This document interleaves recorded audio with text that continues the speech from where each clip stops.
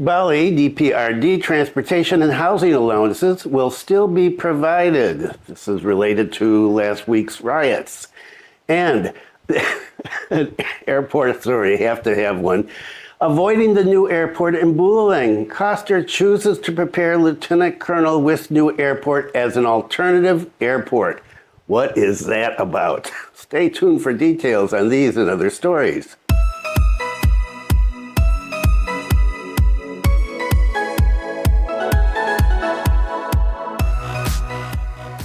Selamat pagi. Welcome to the latest news from Bali in Indonesia. This is September 10th, 2025, and my name is Bruce. And what is the weather like today? Wow, we had rain yesterday. No, it's not the rainy season yet, right?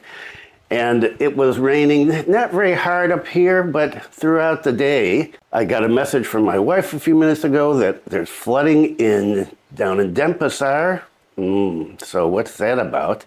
Right now here in Buleleng and Kampung Bugis, the weather at 8:17 in the morning is 28.4 degrees Celsius. The humidity 79% and the wind speed 6.4 kilometers per hour. And it is very cloudy. Is there going to be rain again today? I don't know. Okay, lots of stories as usual, and the links down below for the ones that I don't cover. For the person who said that I was lying about demonstrations in Denpasar, there are links to all these stories. All you have to do is open your eyes and read. Okay, well, let's get started. Bali DPRD transportation and housing allowances will still be provided. The controversy surrounding the House of Representatives DPR allowances continues to draw attention. Many are deploring the high allowances, particularly for the DPRD members. Responding to this, the Deputy Governor of Bali, Wisnu Mengwi Toll Road, emphasized that allowances for members of the Bali DPRD, including transportation and housing allowances, will still be provided. This was conveyed in response to questions regarding the number of regions and the Indonesian House of Representatives revoking similar allowances. I think we're adopting regulations, regardless of who runs the state, whether at the central or village level. Their governance is based on regulations. As long as those regulations exist and the region has financial capacity, that's a right we must grant, as stipulated in the regulations. He said this Monday. According to him, the allowance will not be immediately abolished, but will continue to operate with a periodic evaluation mechanism. Demonstrations had no effect, I guess. I think it will remain. Why do I dare say it will remain? An evaluation will be conducted later. But how will it align with the regional financial capacity, which is not outside the regulations, he asked? For example, when we, the executive, ignore regulations, the problem lies ahead. That's exercising arbitrary authority. So breaking the law is easy. There's only one answer. Sorry, don't violate it. In other words, hey, there's regulations, and so we're going to keep taking that money regardless.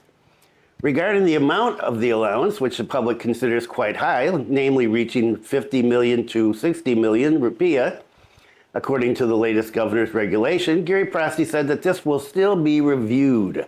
We'll evaluate it later. We'll adjust the evaluation to the needs and realities, and we'll also see how this impacts inflation. One example of inflation is the rise in the prices of basic goods and other things. And we want to provide everything, if possible, right down to the grassroots level. Don't think the grassroots level is getting an extra 50 million a month. He emphasized that the Bali Provincial Government regularly holds meetings and field inspections to maintain the stability of prices of basic necessities.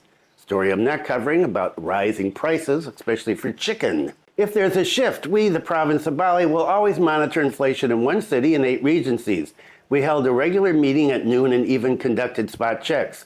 Don't let it happen. Sorry, but the only thing we can't control are chilies and shallots, which are quite difficult in Bali. Regarding the time for evaluating the allowances, the Deputy Governor emphasized that the process was already underway. It's on its way, he said. When asked about the possibility of rejection from DPRD members regarding the evaluation plan, he considered coordination to be the key.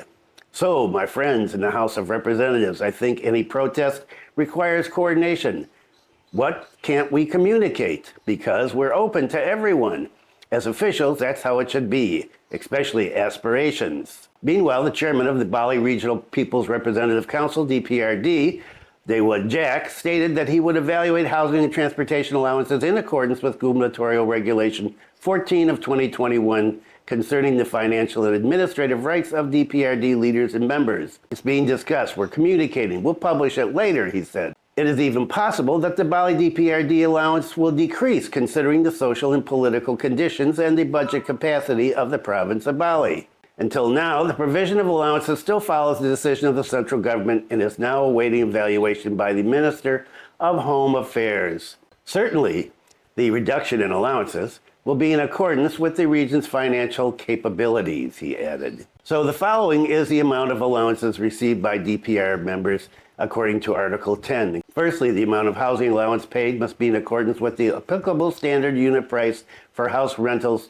for state housing standards for DPRD leaders and members, excluding furniture, electricity, water, gas, and telephone. The amount of transportation allowance paid must be in accordance with the applicable vehicle rental unit price standards for official vehicles for DPRD leaders and members, excluding maintenance costs and operational costs for official vehicles. The 3 housing allowances for DPRD leaders and members are provided monthly. The DPRD speaker receives $54 million, including tax. The deputy speaker, $45,500,000, including tax. And the DPRD members receive $37,500,000, including tax. Meanwhile, the transportation allowance for DPRD members is given every month, amounting to $24 million, including tax. The transportation allowance includes car rental, fuel, and driver. It was stated that housing and transportation allowances for DPRD leaders and members are provided in accordance with statutory regulations. And so there's your answer for the demonstrators who wanted to get rid of what they consider to be excessive fees paid to DPR and DPRD members. Ain't happening in Bali right now. So that's not going to make a lot of people, especially young people, happy. And, well, the airport, what can I say? This is an interesting one. Avoiding the new airport in Buleleng, Koster chooses to prepare Lieutenant Colonel Wisnu Airport as an alternative airport. The governor of Bali plans to prepare the airport in Sumberkima Village as an alternative airport due to the density of flights at Nurai. This plan also dismisses the option of building a new airport in the North Bali area, which has been discussed since 2008, actually before that. Koster emphasized the importance of adding airport facilities to anticipate aviation emergencies on the island of Bali. Previously, if there was a problem with a plane at Igusta Nurai Airport, an emergency landing had to be diverted to Surabaya, Makassar, or Lombok. To address this issue, the government plans to develop the Lieutenant Colonel Wisnu Airport in Buleleng. So far, that airport has been hampered in becoming a commercial airport due to the limited length of the runway. It's really just a training airport from what I understand. Currently, the runway is only 900 meters long, ideal for training aircraft and small-scale pilot aircraft.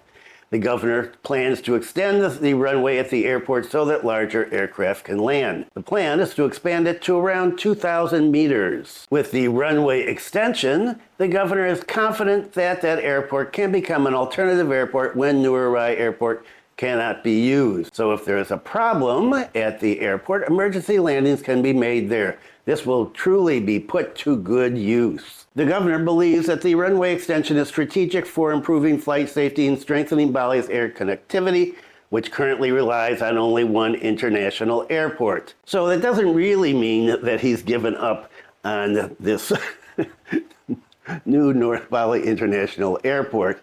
This sounds like a temporary measure. And, well, you know my feelings about the new airport. It's not going to be around while I'm on this planet. Okay, and transportation. Let's continue on with transportation. The Singaraja-Mengwitani Shortcut. Now, if you come up north, you probably noticed it. Well, the shortcut is short, and it's supposed to extend all the way from Singaraja down to Mengwitani.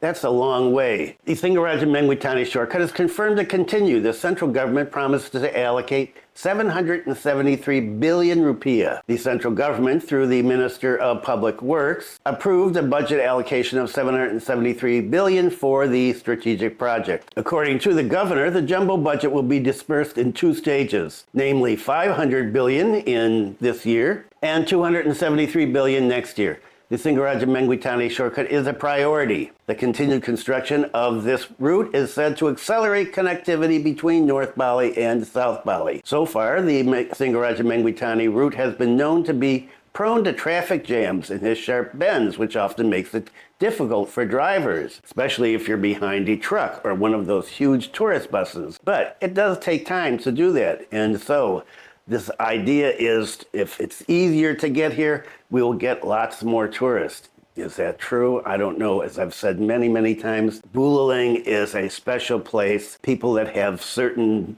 needs and certain desires while they're here on this island, well, they might come up here for that. But in terms of being a party spot for the younger generation like Canggu and other areas down south, I don't see that happening here. With the completion of this shortcut project, travel is expected to be shorter, safer, and more comfortable while opening up significant opportunities for equitable distribution of tourism to North Bali. In addition to the Singaraja-Mengwitani Shortcut, the central government has also approved a number of other infrastructure projects with a total budget of 1.549 trillion rupiah.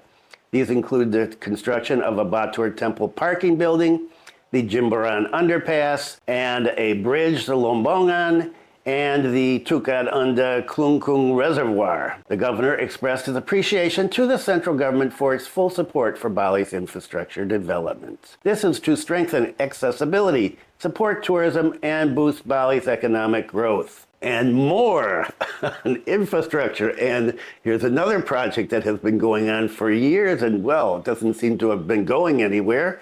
But it's in the news again. PUPR, Gilimanuk Mengwi Toll Road boosts tourism potential of Sumberkima and Gili Putih in North Bali. The development of connectivity infrastructure on the island of the gods continues to be accelerated to support equitable development and unlock new economic potential. One of the strategic projects that is expected to be a lever is the planned construction of the Gilimanuk Mengwi Toll Road, which is believed to awaken the hidden tourism potentials in North Bali, especially in the Sumberkima Village, with its charming Gili Putih. The review, which was conducted from Pakutaan District, Jembrana, to Mengwi, specifically highlighted the development potential around Sumberkima and West Bali National Park. Let's not build there.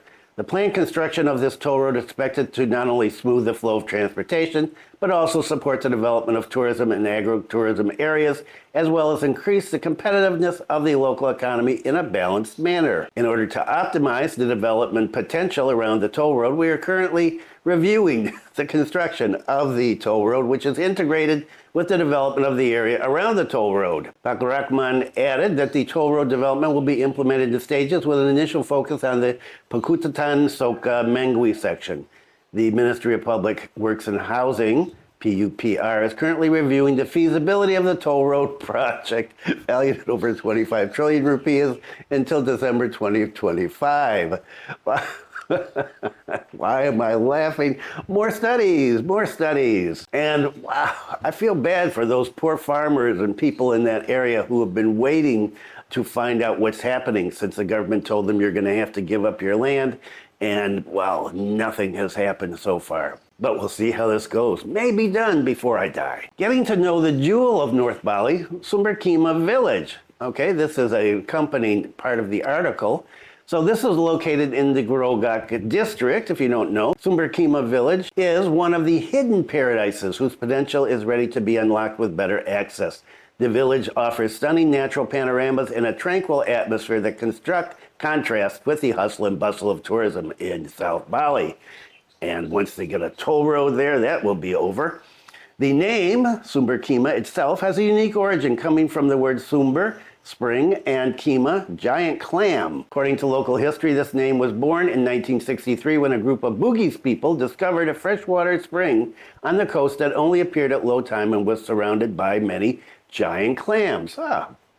This 754-hectare village is inhabited by around 10,000 people, the majority of whom work as fishermen and farmers, with corn and California papaya as their mainstream commodities. And what about Gili Putih? One of the main attractions of the village, Sumberkima Village, is Gili Putih. This isn't an island, but rather a charming sandbar jutting out from the sea, not far from the harbor. And I've been there, and it is lovely. Wow. And I was there, I don't know, 27 years ago. With a length of around 500 meters with a unique shape resembling the number 9, Gili Putih offers clear waters that are perfect for swimming and snorkeling. This place is a paradise for photographers and social media content hunters. Oh, just what we need, more TikTokers and Instagrammers. With its iconic swing against the backdrop of Balinese mountains on the one side and East Java on the other. To reach it, visitors can rent a motorized wooden boat from the Tourism Awareness Group at Bangsal Harbor. The boat trip takes only about 15 minutes on calm water. Boat rental fees vary. The price includes a round trip with maximum waiting time of 2 hours at the location. Currently, the journey from tourist centers such as Kuta up to Sumberkima can take 3.5 hours or more. However, with the upcoming Gilimanuk Mengwi Toll Road, travel times will be significantly reduced. This much improved accessibility will open the door for tourists to more easily reach gems like Gili Putih. Furthermore, the accessibility also ensures that the development and economic benefits of tourism are felt more evenly throughout North Bali. And finally, if we get this in, Governor Koster invites Bali Statistics Agency, BPS, to conduct censuses on culture, vehicles, and unemployment. The Governor of Bali reminded the BPS of Bali Province to immediately carry out a collaborative program with the Bali Provincial Government related to 1. The Bali Cultural Census, 2. The Economic Census related to Bali Kirtha economy, 3. The Vehicle Census in Bali, and 4. The Balinese Krama Population Census, and 5. The census of the number of unemployed in Bali. Unemployment data in Bali must be by name and address. We must work concretely to address unemployment in Bali, including poverty. The data must be complete, describing the conditions of home, kitchens, and even toilets, so that assistance is provided to the right targets. The BPS of Bali Province requested the presence of the Governor of Bali, who is also known as a former lecturer in statistics. They requested that he provide direction to hundreds of BPS employees during the National Statistics Month. Hearing this, the Governor of Bali immediately gave a positive response and fully supported the event. So we're going to have some new statistics that can be used in some new studies, that can be used to think of some more ways to spend some money for things that, well, probably never happen. And that is it for today. Thanks for viewing. Be kind to someone today. Take care. And, well, if you're on the island, I hope you're having a good time. And if you're planning on coming to the island, I hope the weather gets a little better here. I hope this is just a temporary change and not the big change from the dry season to the wet season. But we'll have to see. Okay, see you next Wednesday.